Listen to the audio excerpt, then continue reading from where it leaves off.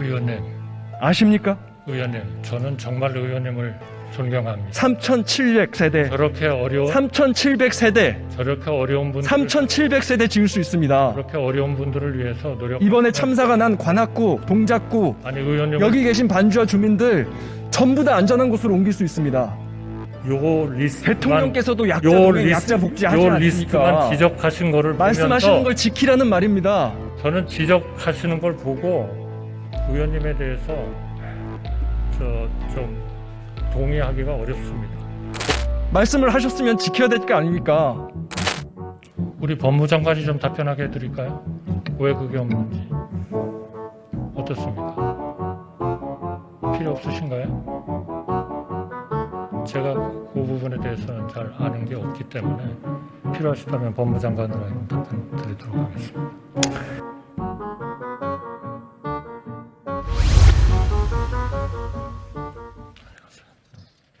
자, 화면 보여주시죠. 총리님, 사진 속에 이곳이 어딘지 혹시 아시겠습니까? 지하에서 사시면서 새 모녀가 돌아가신 데죠.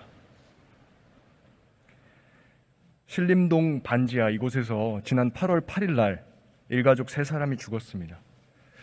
그 중에는 13살 초등학교 6학년 고 황현정 양도 있었습니다.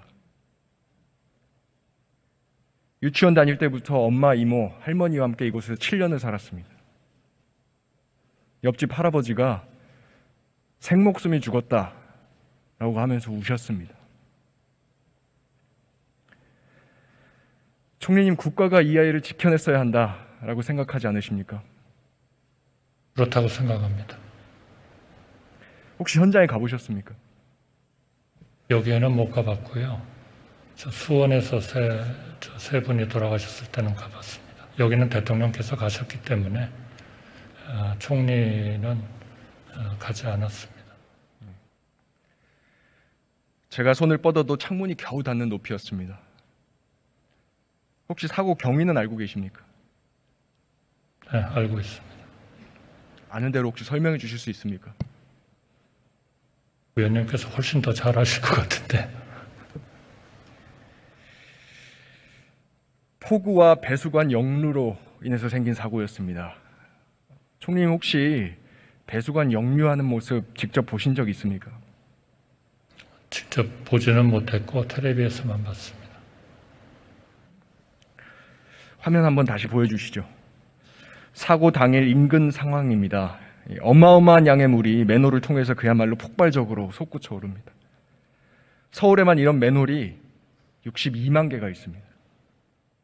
다음 화면 보여주시죠. 참사가 있었던 반지하에서 5m 거리 배수관이 구멍이 나서 물이 역류했습니다. 물이 순식간에 반지하 계단으로 휩쓸려 내려와서 현관문이 열리지 않도록 막았습니다. 3사람이 집안에 갇힌 채로 물이 사방에서 쏟아져 들어왔고 그 물이 천장까지 올라와서 익사해서 죽은 겁니다.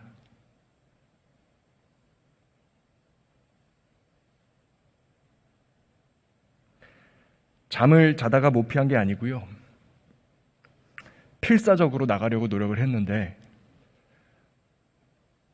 물감옥에 갇혀서 돌아가신 겁니다. 이런 일이 처음이 아닙니다, 총리님. 지난 2001년에도 7월 15일 날 관악구에서 폭우로 반지하에 있던 일가족 3명 포함해서 10명이 돌아가셨습니다.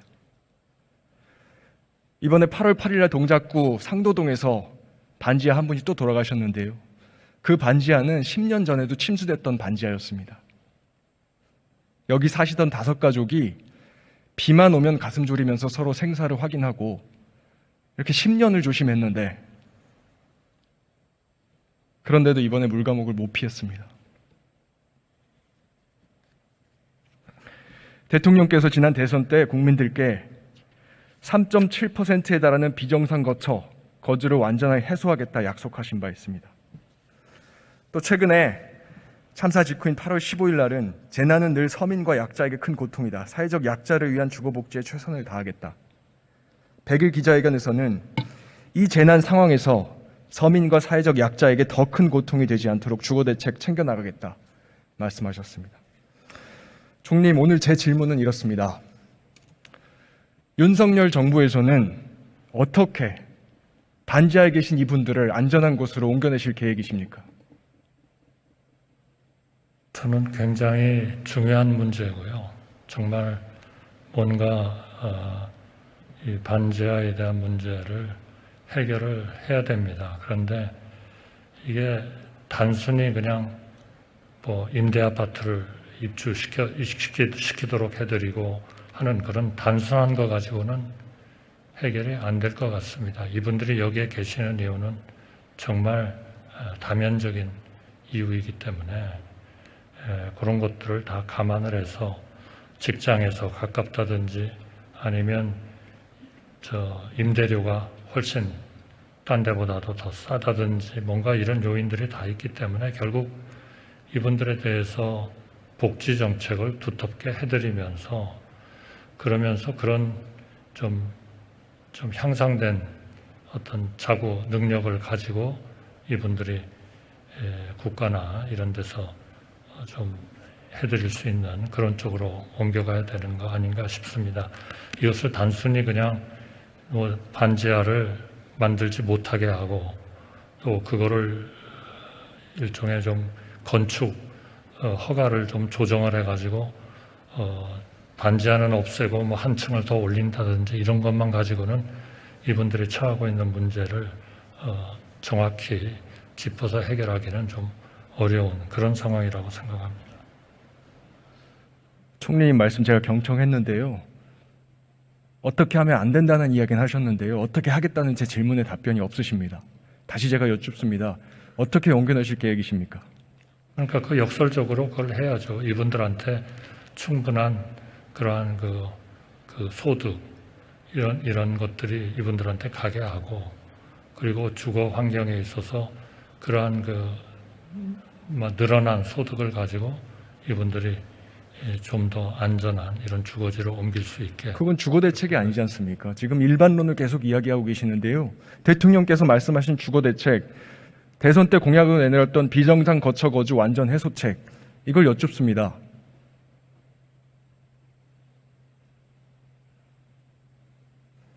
글쎄요. 제가 어떤 말씀을 드려야 될지 제가 좀 당황스러운데요. 저희가 생각하는 거는 이분들이 적절한 소득을 얻도록 하셔야 되고 그래서 그런 거를 기초로 해가지고 본인들이 좀 머물 수 있는 준비된 주거대책이 없습니까? 그렇지는 않죠. 뭐 그렇지는 않을 겁니다. 네, 그럼 말씀해 주십시오, 총리님. 제가 모르는 거겠죠. 그 부분을 또. 정부에서 준비하고 있는 주거대책을 총리님께서 모르십니까?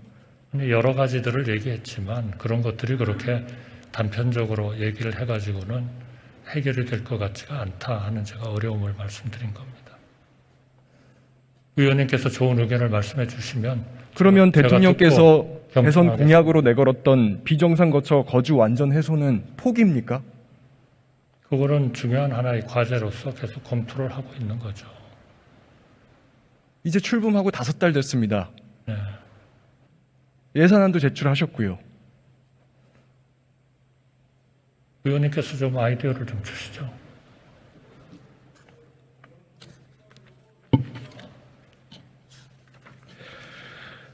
총리님, 지난 8월 30일 날 국무회의 때 예산안 의결하시면서 이렇게 말씀하셨습니다. 재난으로부터 국민의 안전을 확보하는 일, 사회적 약자를 더욱 두덕하게 지원하는 일에 역점을 두었습니다. 그 내용 속에 이분들에 대한 주거대책은 없습니까? 저는 건교부 장관도 의견을 낸 적이 있고요. 서울시장도 의견을 낸 적이 있고요. 또 일반적으로 이분들에 대한 소득을 올리기 위한 기준 중위소득을 최근 몇 년 동안에 가장 많이 5.7% 정도를 올리는 대책도 했고요. 그러나 그런 것들이 그것만 가지고 해결하기에는 훨씬 더 복잡한 그런 요인들이 있다 이렇게 저는 인식하고 제가 있는 공약 거고요. 파기라는 말은 들어봤지만 공약 포기라는 말은 못 들어봤습니다, 총리님. 그러니까 의원님께서 좋은 아이디어가 있으시면 아니 600조에 달하는 예산을 정부에서 편성해서 운용하는데요. 그리고 국회에 제출하시고 설명하시고 설득하시지 않습니까? 국가적인 계획이 없습니까? 지금 말씀드렸지 않습니까? 이분들이 제대로 된 소득을 얻을 수 있도록 기준 중위소득도 올리고 5.47% 올렸죠. 이거는 최근 한 5, 6년 동안에 가장 높이 올린 그런 부분입니다. 또 이분들이 총리님. 네. 예, 죄송합니다만 같은 얘기를 반복하고 계시기 때문에 제가 국토부 보도자료를 보고 말씀을 드리면 총리님 말씀대로 실효성이 전혀 없습니다. 공공임대 보증금 50만 원 주겠다. 공공임대 경쟁률이 20대 2000대까지 됩니다. 지금 당첨이 안 되는데 보증금이 무슨 소용이겠습니까? 그렇죠. 민간 임대 보증금 5천만 원 지원, 지금 SH에서 이미 4,500만 원 지원하고 있습니다. 그런데요, 이 주거 침수된 지역 가시면 공인중개사 누굴 붙잡고 물어봐도 전세 1억 이하는 없다 딱 잘라서 말합니다. 그리고 이 부분은 제가 좀 지적을 하겠습니다. 국토부에서 물량 확대 추진, 그런데요, 물량 확대 추진이라고 말씀하셨는데 공적주택 예산을 올해 무려 4조 5천억 원을 감액하셨습니다. 이건 알고 계시죠? 그 문제는 공적 주택만을 가지고 하는 것이 해결책이 안 된다 하는 그런 포기입니까? 생각이 아닙니다. 역대 정부가 다 해오던 것인데요. 아닙니다. 그거를 임대주택이 그것만으로 안 된다 그러면 다른 걸 더 해야죠. 이게 감액하는 것에 대한 이유 설명이 됩니까? 그것도 답변하실 비정상 시간을 거쳐 좀 주시죠. 해소하겠다. 답변하실 시간을 좀 주시죠. 그렇게 의원님만 말씀하시면 제가 좋습니다. 어떻게 말씀하십시오. 답변을 하겠어요. 그러니까 임대주택이 줄었다. 이것만 가지고 말씀하실 거는 아니라고 저는 생각합니다. 다른 방법들을 가지고 이분들에게 좀 주거 환경을 개선시킬 수도 있는 거죠. 그러니까 전체적으로 우리가 그 임대주택을 갈 수 있는 하나의 수요 이런 것들도 파악을 좀 해보고요. 또 좀 더 나은 주택을 만들어 가지고 이분들에게 그러한 그 주택을 좀 궁극적으로는 분양까지도 생각하면서 하실 수 있는 그런 또 대안들도 생각해 볼 수 있다는 거죠. 그러니까 저는 지금 의원님께서 기본적으로 이게 예산이 너무 작으니 지금 이 예산을 뭐 몇 배로 늘려라 그런 거라면은 훨씬 저희가 좀 받아서 검토하기가 쉬울 것 같아요. 그런데 이렇게 계속 제가 정책 제안을 하는 자리가 아닙니다. 죄송합니다, 총리님. 그러니까 자꾸 알고 계시지요? 테스트하듯이 하시니까 저희는 저희가 생각하는 것밖에는 말씀드릴 수가 없는 거고요. 또 거기에 지금 대해서 예산 줄인 것에 대해서 말씀 주셨는데요. 결국 예산을 줄였습니다. 길게 설명하신 것밖에 안 됩니다. 그런데요, 예산을 그냥 줄인 게 아니고 공적주택 예산 4조 5천억 이 감액은요, 박근혜 정부가 보금자리 주택 전면 중단한 이래로 10년 내 최대치입니다. 그리고 이 속에 방금 말씀하신 공공임대주택 예산 5조 4천억 감액하신 거는요, 대한민국 정부 출범 이래 최대치입니다. 저희는요, 이분들에 대해서 지금 공적 임대주택의 대상이 되는 분들은 공적 임대주택으로 가고요. 주택 자체를 좀 더 싸게 만들어 가지고 분양하는 쪽을 거의 50만 호 가까운 그런 주택을 좀 해보겠다는 거예요. 그러니까 모든 거를 예산을 역대급으로 줄였는데 어떻게 물량을 더 모든 거를 공급합니까? 정부가 나서 가지고 주택을 만들어 가지고 다 공급하겠다. 이런 정책도 수요나 이런 것들을 보면은 맞지 않는 경우가 있을 거 아닙니까? 그러면 분양주택을 더 늘려가지고 좀 더 싼 분양주택을 같이 공급할 수도 있는 거죠. 그러니까 이걸 일률적으로 그냥 공적 임대주택이 이게 내려갔으니까 그러니까 이런 지금 지하에 사시는 분들한테는 전혀 기회가 없어진 거다. 그렇게 단언하시기는 어렵다는 겁니다. 저희도 그런 문제를 총리님, 정말 죄송한데 동문서답인 거 알고 계십니까? 아니, 저는 주거 대책을 묻고 있습니다. 주거 대책이 그런 거죠.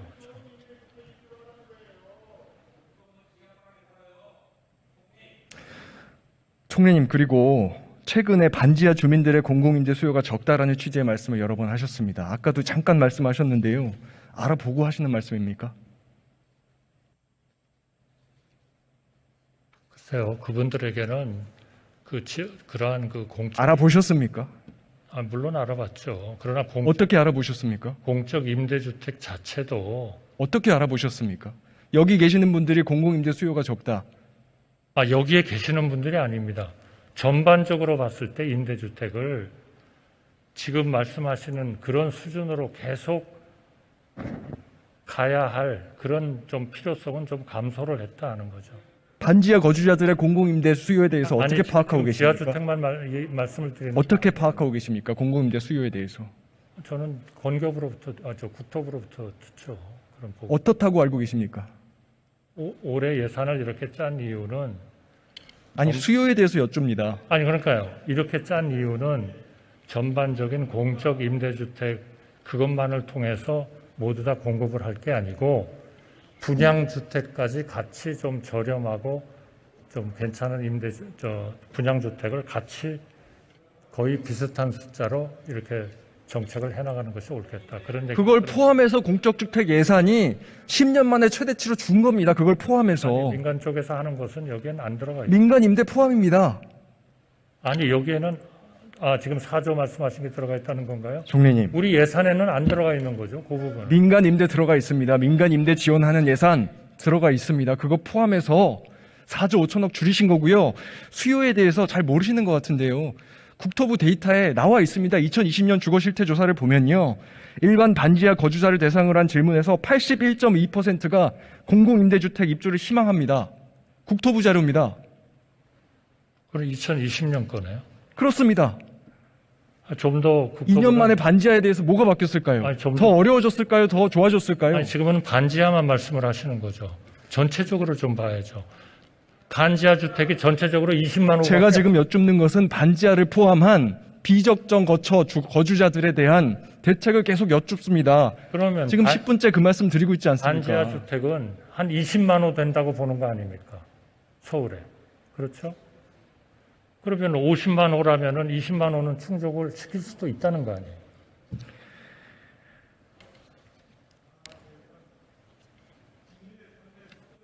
총리님, 공공임대 수요 적다는 말씀은 이제 그만하십시오. 그만하시는 게 좋겠습니다. 2020년 변명이 너무 비겁하게 들립니다. 2020 죄송한 말씀입니다만. 저희가 다시 한번 최근 그리고요, 제가 여쭙습니다. 현장에 가보신 적 없지요? 그리고 현장에 계신 반지하 주민들하고 깊이 있게 대화해보신 적 한 번도 없으시죠? 아니, 대통령님께서 가셨으면은 대통령님께서 조금만 대화해보시면 그런 말씀 못 하십니다.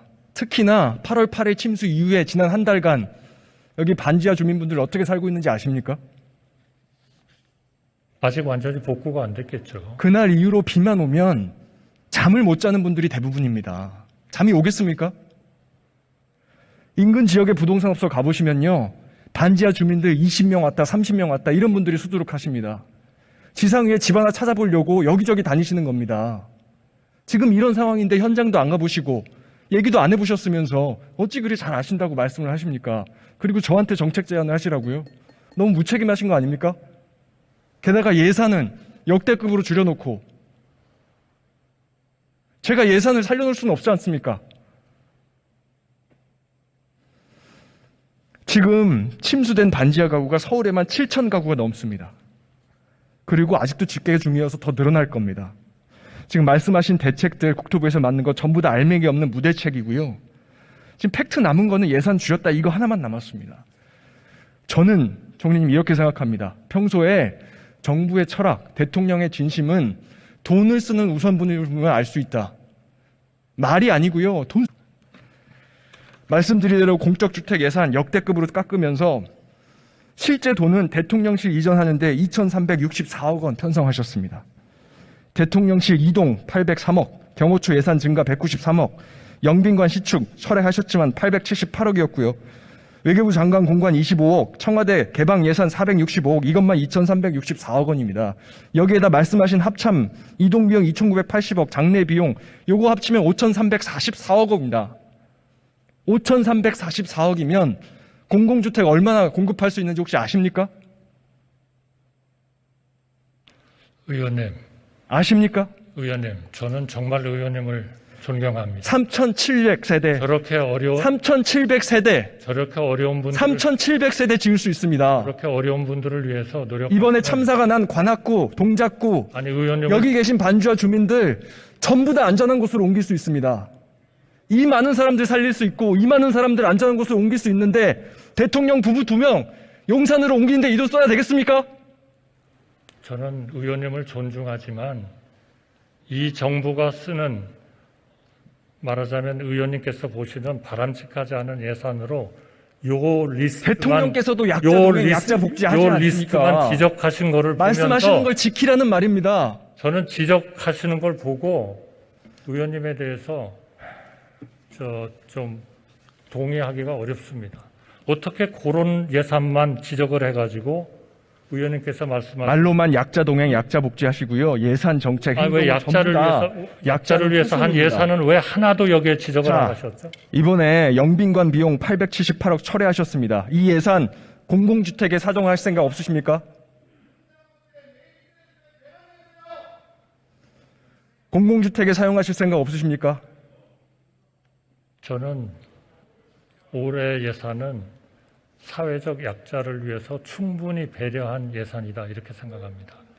그래서 만약에 임대주택이 그렇게 어려우시다면 우리 의원님께서도 어차피 국회에서 모든 예산을 다 심사를 하실 테니까 그런 과정에서 한번 좀 그러면 878억 공공주택에 사용하겠다 하면 정부에서 증액 동의하시겠습니까? 그건 현재로서는 저는 그렇게 용도를 여기서 얘기할 수 있는 검토는 하시겠습니까? 그거는 예결위에서도 논의해야 될 거고 진지하게 검토하시겠습니까? 상위에서도 논의해야 될 거고요. 저는 여기서 그거를 의원님께 확약을 드리기는 어렵습니다.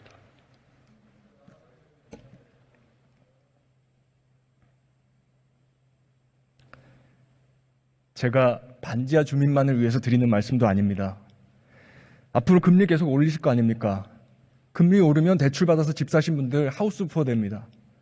자가가 전세로 가고 전세가 임대로 가고 월세도 공공임대 찾을 수 있습니다. 집이 막 찍어내서 나오는 게 아니지 않습니까? 지금은 임대 깎을 때가 아닙니다. 물량 줄일 때가 아닙니다, 총리님. 그런 거를 위해서 금리가 오르는 데 따라서 사회적 약자에 대해서 배려하기 위한 그러한 또 예산들이 들어가 있잖아요. 왜 의원님께서는 그런 예산들은 전혀 지적을 안 하시고 줄인 것만 지적하시고 제가 말 나온 김에 그것하고 관련이 없는 예산만 지적하시고 8월 15일 날 사면하셨습니다. 그때 주요 경제인 4명 사면하면서 경제 활성화를 통해서 국민들에게 도움이 될 거다 말씀하셨습니다. 지난 한 달간 국민들한테 무슨 도움이 됐습니까? 의원님, 그분들이 사업을 잘하고 투자를 잘하고 그래서 고용을 창출하고 국가를 위해서 사면하신 강덕수 회장 2030 뭘 할 수 있습니까? 2030 박람회 유치를 위해서 도와주시고 STX그룹 이미 해체됐습니다. 그런 게 다 도와주시는 거 법정 관리를 통해서 이미 주인이 바뀌었습니다. 어떻게 고용 창출을 합니까? 그리고 신동빈 회장 2018년에 집행유예 받았습니다. 당시에 고용 7만 명 늘리겠다고 약속했습니다. 몇 명 늘렸는지 아십니까? 아십니까? 제가 전달하겠습니다. 의원님의 그런 생각을요. 한 명도 안 늘렸습니다. 오히려 줄었습니다, 고용이. 약속도 안 지키는데 또다시 사면해 줍니까? 그렇다고 전체 환경이 고용을 창출할 수가 없는 상황. 국민들한테 무슨 도움이 됩니까? 그 회사가 망하는 것이 그런 말씀이라도 안 하시면 제가 이렇게 말하지 않습니다. 또 있습니다. 작년에 대통령께서 대선 중에 약자와의 동행위원회 만드셨습니다. 첫 공약이 범죄 피해자 지원 전담기구 신설, 디지털 성범죄 피해 지원센터 신설. 그런데 이번에 신설 관련된 예산 한 푼도 편성 안 하셨습니다. 한 푼도요. 제가 법무부에 정식으로 물어봐도 계획 없다. 이렇게 온 공문이 전부입니다. 말씀을 하셨으면 지켜야 될 거 아닙니까? 우리 법무장관이 좀 답변하게 해드릴까요? 왜 그게 없는지. 어떻습니까? 필요 없으신가요? 제가 그 부분에 대해서는 잘 아는 게 없기 때문에 필요하시다면 법무장관으로 하여금 답변 드리도록 하겠습니다. 총리님이 예산, 정책, 윤석열 정부의 행동을 총괄하시는 분입니다. 대통령의 메시지, 약자 동행, 약자 복지, 일관된 메시지 나오고 있습니다. 일치시켜 주십시오. 그리고 반지하에 계신 분들 안전한 곳으로 옮길 수 있도록 해주십시오. 대통령 약속하신 내용입니다. 노력하겠습니다. 공약 파기는 있어도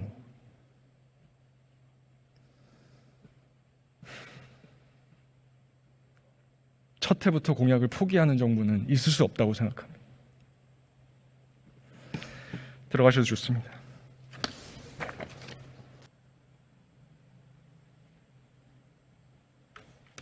대정부 질문 마치겠습니다. 이탄희 의원 수고하셨습니다.